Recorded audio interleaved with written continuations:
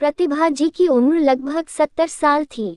उनके बाल पूरी तरह सफेद हो चुके थे। उनके चेहरे पर झुर्रियां थीं, लेकिन उन झुर्रियों में भी एक अलग चमक थी। वह उन औरतों में से थीं जिन्होंने अपनी पूरी जिंदगी सिर्फ अपने परिवार के लिए जी थी। जब उनकी शादी हुई थी, तब उनके पास कुछ भी नहीं था। उनके पति एक छोटी सी नौकरी करते थे। घर किराए का था। बरसात के दिनों में छत टपकती थी। गर्मी में कमरे में पंखा तक नहीं होता था। लेकिन तब भी प्रतिभा जी कभी शिकायत नहीं करती थी। वह सुबह 4 बजे उठ जाती थी। सबसे पहले चूल्हा जलाती थी, फिर पति के लिए टिफिन बनाती थी, बेटी को तैयार करती थी, घर का हर काम अकेले संभालती थी। धीरे धीरे उन्होंने और उनके पति ने मिलकर पैसे जोड़े। पति की तनख्वाह कम थी, इसलिए प्रतिभा जी भी घरों में सिलाई का काम करने लगी थी। वह रात रात भर बैठकर कपड़े सीती थी। कई बार आंखों में दर्द होने लगता था, हाथों में सूजन आ जाती थी, लेकिन वह रुकती नहीं थी। उनका सिर्फ एक सपना था, अपना घर, एक ऐसा घर जिसमें उनका बेटा खुश रहे, जहां सब साथ रहें, जहां बुढ़ापे में उन्हें अपने बच्चों का प्यार मिले। प्रतिभा जी की उम्र लगभग 70 साल थी। पति के गुजर जाने के बाद वह अपने बेटे, बहू और पोते पोतियों के साथ रहती थी। ये वही घर था जिसे उन्होंने और उनके पति ने मिलकर बनाया था। हर दीवार में उनकी मेहनत थी, हर कमरे में उनकी पसंद थी। लेकिन अब उसी घर में उनके लिए कोई जगह नहीं बची थी। नीचे पूरे घर में बेटे, बहू और बच्चों का राज चलता था। प्रतिभा जी को ऊपर छत पर बने एक छोटे से कमरे में रखा गया था।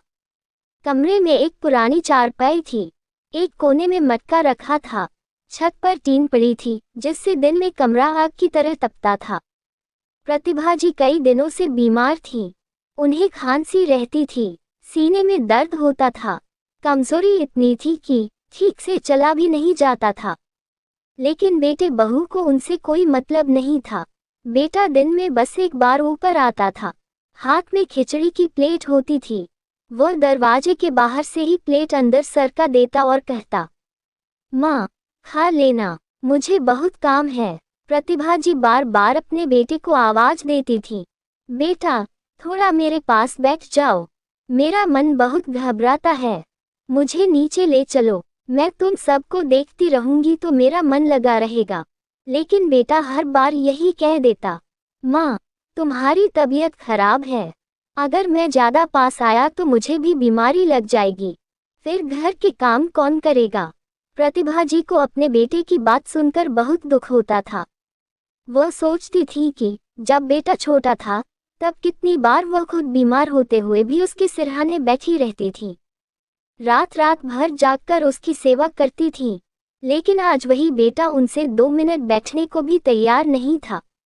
एक दिन उन्होंने बेटे से कहा, बेटा, कम से कम इस कमरे में एक पंखा ही लगवा दो, बहुत गर्मी लगती है। बेटा नीचे से एक पुराना टेबल फैन लाकर रख देता है, फिर कहता है, इसे छूना मत, इसमें कट आता है, बस दूर बैठकर हवा ले लेना। प्रतिभा जी समझ गई थी कि अब वह इस घर में मां नहीं, सिर्फ बोझ बनकर रह गई हैं। कुछ दिनों बाद प्रतिभा जी की तबीयत थोड़ी ठीक हुई, लेकिन शरीर अब भी बहुत कमजोर था। सीढ़ियां उतरते समय उनके पैर कांप रहे थे। वह एक एक सीढ़ी पकड़कर धीरे धीरे नीचे आ रही थी। हर कदम पर उन्हें डर लग रहा था, कहीं गिर न जाएं। नीचे आते ही उनकी नजर हॉल पर पड़ी, वही हॉल जिसे उन्होंने अपने हाथों से सजाया था। दीवार पर लगी घड़ी उन्होंने खुद खरीदी थी, सोफे के लिए कपड़ा उन्होंने खुद चुना था, टीवी के पास रखा शोपीस उनके पति जयपुर से लाए थे। लेकिन आज उस घर में उनका कुछ भी नहीं था। सब कुछ होते हुए भी वह खाली थी। कुछ दिनों बाद प्रतिभा जी की तबीयत थोड़ी ठीक हुई। वह धीरे धीरे सीढ़ियों से नीचे उतरी। उनका मन कर रहा था कि आज थोड़ा बच्चों के साथ बैठेगी, थोड़ा हंसी मजाक करेगी। जैसे ही वह नीचे आई, उनके पोते पोती दौड़ते हुए उनके पास आने लगे।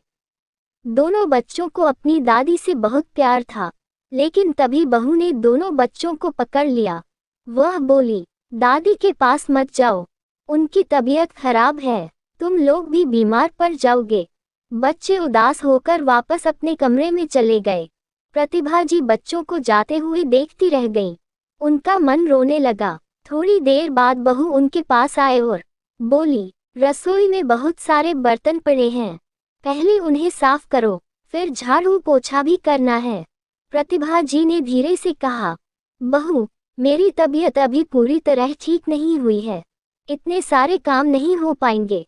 लेकिन बहू गुस्से में बोली, तुम्हें तो बस बहाने बनाने आते हैं, मुफ्त की रोटियां तोड़ना चाहती हो, काम करने को बोलो तो बीमारी याद आ जाती है। प्रतिभा जी चुपचाप रसोई में चली गईं। उन्होंने धीरे धीरे सारे बर्तन धोए, फिर पूरे घर में झाड़ू लगाया, पोछा लगाया, कपड़े तह किए, बच्चों के खिलौने समेटे। काम खत्म करते करते उनका शरीर टूटने लगा था। वो हॉल में आकर सोफे पर बैठ गईं। बैठे बैठे उन्हें अपने पति की याद आने लगी। उन्होंने कितने प्यार से यह घर बनाया था। हर कमरे की सजावट में प्रतिभा जी की पसंद शामिल थी। लेकिन आज वही घर उनके लिए पराया हो चुका था। बहू उन्हें किसी कमरे में जाने नहीं देती थी, रसोई में भी सिर्फ काम करने के लिए जाने देती थी। अगर प्रतिभा जी कहती कि उनका कुछ अच्छा खाने का मन है, तो बहू कह देती, घर में दो दो बार खाना नहीं बनता, जो बना है वही खाओ। प्रतिभा जी अंदर ही अंदर घुट रही थीं। उन्हें लगता था कि वह अपने ही घर में नौकरानी बनकर रह गई हैं। एक दिन प्रतिभा जी अपनी पड़ोसन उमा के साथ सब्जी लेने बाजार गईं। कई दिनों बाद वह घर से बाहर निकली थी। सड़क पर चलते हुए उन्हें थोड़ी राहत महसूस हो रही थी। उन्हें लग रहा था कि कम से कम बाहर की हवा तो अब भी वैसी ही है। बाजार में बहुत भीड़ थी। सब्जियों की दुकानों पर लोग मोल भाव कर रहे थे। कहीं बच्चों के खिलौने बिक रहे थे, कहीं मिठाई की दुकान पर भीड़ लगी थी। उमा ने प्रतिभा जी के चेहरे की उदासी देखी। वह बोली, प्रतिभा, तू बहुत बदल गई है। पहले कितनी हंसती रहती थी, अब हर समय उदास रहती है। प्रतिभा जी हल्का सा मुस्कुराईं, लेकिन उनकी आंखें नम हो गईं। वह बोली, उमा, जब अपने ही लोग बदल जाते हैं, तब इंसान खुद भी बदल जाता है। एक दिन प्रतिभा जी अपनी पड़ोसन उमा के साथ सब्जी लेने बाजार गईं। रास्ते में एक लॉटरी वाला बैठा था। उमा ने एक टिकट खरीद लिया। फिर उसने प्रतिभा जी से कहा, तू भी एक टिकट खरीद ले, क्या पता तेरी किस्मत बदल जाए। पहले तो प्रतिभा जी ने मना कर दिया। उन्होंने कहा कि उनके पास इतने पैसे नहीं हैं। लेकिन उमा के बहुत समझाने पर उन्होंने 500 रुपये की एक टिकट खरीद ली। घर आकर उन्होंने टिकट अलमारी में रख दी और भूल गईं। शाम को वह अपने पोते पोती को पार्क में घुमाने ले गईं। बच्चे झूला झूल रहे थे। प्रतिभा जी उन्हें देखकर खुश हो रही थीं। तभी अचानक उनकी पोती झूले से गिर गई। उसके हाथ में चोट लग गई, खून निकलने लगा। प्रतिभा जी घबरा गईं। वह तुरंत पोती को लेकर घर पहुंची। जैसे ही बहू ने अपनी बेटी को रोते हुए देखा, वह गुस्से से आग बबूला हो गई। वह जोर जोर से चिल्लाने लगी, तुम बच्चों का ध्यान नहीं रख सकती हो, पार्क में जाकर बस अपनी सहेलियों से बातें करती रहती हो। देखो मेरी बेटी को कितनी चोट लग गई। प्रतिभा जी डरते हुए बोली, बहू, मैंने जानबूझकर कुछ नहीं किया, एक दूसरे बच्चे ने उसे धक्का दे दिया था। लेकिन बहू का गुस्सा और बढ़ गया। उसने पास में पड़ी चप्पल उठाए और प्रतिभा जी की तरफ फेंक दी। चप्पल सीधे प्रतिभा जी के सिर पर जाकर लगी। प्रतिभा जी सन्न रह गईं। उनकी आंखों से आंसू निकल पड़े। बहू चिल्लाते हुए बोली, अब बहुत हो गया, मैं तुम्हें इस घर में नहीं रख सकती, कल सुबह ही तुम्हें वृद्धाश्रम छोड़ आएंगे। प्रतिभा जी अपने कमरे में चली गईं। वह पूरी रात रोती रहीं। उन्हें लग रहा था कि अब उनकी जिंदगी में कुछ नहीं बचा। जिस बेटे को उन्होंने पाल पोसकर बड़ा किया, वही बेटा आज उनकी बेइज्जती होते हुए देख रहा था और चुप था। उन्हें समझ आ गया था कि अब इस घर में उनके लिए कोई जगह नहीं है। अगली सुबह प्रतिभा जी बहुत जल्दी उठ गईं। रात भर उन्हें नींद नहीं आई थी। वह पूरी रात छत को देखती रहीं। उन्हें अपने पति की बातें याद आती रहीं। उन्हें याद आया कि कैसे उनके पति हमेशा कहते थे, प्रतिभा, अगर मैं कभी पहले चला गया तो हमारा बेटा तेरा बहुत ख्याल रखेगा। ये सोचकर उनकी आंखों से आंसू बहने लगे। उन्हें लगा कि अगर आज उनके पति जिंदा होते तो शायद उन्हें ये दिन नहीं देखना पड़ता। अगली सुबह प्रतिभा जी ने अपना सामान बांध लिया। उन्होंने अपनी पुरानी साड़ी, पति की तस्वीर और कुछ जरूरी सामान एक गठरी में रखा। बेटा नीचे कार लेकर खड़ा था। वह बोला, जल्दी आओ माँ, मुझे ऑफिस के लिए देर हो रही है। प्रतिभा जी की आंखों में आंसू आ गए। उन्होंने बेटे से कहा, तुमने एक बार भी यह जानने की कोशिश नहीं की कि तुम्हारी पत्नी ने मेरे साथ क्या किया। मैं तुम्हारी माँ हूँ। लेकिन बेटा चुप रहा। वह माँ को कार में बैठाकर वृद्धाश्रम छोड़ आया। वह मुड़कर भी नहीं देखता। प्रतिभा जी कार को तब तक देखती रही जब तक वह आंखों से ओझल नहीं हो गई। धीरे धीरे प्रतिभा जी का मन वृद्धाश्रम में लगने लगा। वहां उनके जैसी कई और महिलाएं थीं। किसी को बेटे ने छोड़ा था, किसी को बहू ने निकाला था। सबके दुख अलग थे, लेकिन दर्द एक जैसा था। प्रतिभा जी वहां की औरतों के साथ बैठती, उनसे बातें करती। धीरे धीरे उन्हें लगने लगा कि शायद यही उनकी असली दुनिया है। एक दिन उमा उनसे मिलने आई। वह बहुत खुश थी। उसने आते ही कहा, प्रतिभा, तेरी 50 लाख की लॉटरी निकल गई है। प्रतिभा जी हैरान रह गईं। उन्हें विश्वास ही नहीं हुआ। उमा ने उन्हें टिकट दिखाया और बोली, मैंने तेरे बहू बेटे से पूछा था, लेकिन उन्होंने मुझे कुछ नहीं बताया। जब मैंने उन्हें लॉटरी वाली बात बताई, तभी उन्होंने तेरा पता दिया। प्रतिभा जी सब समझ गईं। उन्हें पता था कि अब उनका बेटा जरूर आएगा। 2 दिन बाद ही उनका बेटा और बहू वृद्धाश्रम पहुंच गए। दोनों बहुत अच्छे कपड़े पहनकर आए थे। बहू ने चेहरे पर बनावटी मुस्कान रखी हुई थी। बेटे के हाथ में मिठाई का डिब्बा था। प्रतिभा जी दूर से ही सब समझ गईं। उन्हें पता था कि यह प्यार नहीं है, ये सिर्फ पैसों का लालच है। बहू मीठी आवाज में बोली, माँ जी, आप नाराज हो क्या? घर चलिए ना, आपके बिना घर बिल्कुल सूना लगता है। बच्चे भी हर समय आपको याद करते हैं। प्रतिभा जी ने उसकी आंखों में देखा। उन्हें वहां प्यार नहीं, सिर्फ लालच दिख रहा था। 2 दिन बाद ही उनका बेटा और बहू वृद्धाश्रम पहुंच गए। दोनों के चेहरे पर बनावटी मुस्कान थी।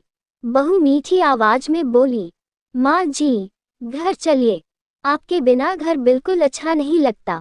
बच्चे भी आपको बहुत याद करते हैं। प्रतिभा जी सब समझ रही थी। उन्होंने बेटे और बहू की तरफ देखा और पूछा, 1 साल तक तुम दोनों में से कोई मुझसे मिलने नहीं आया।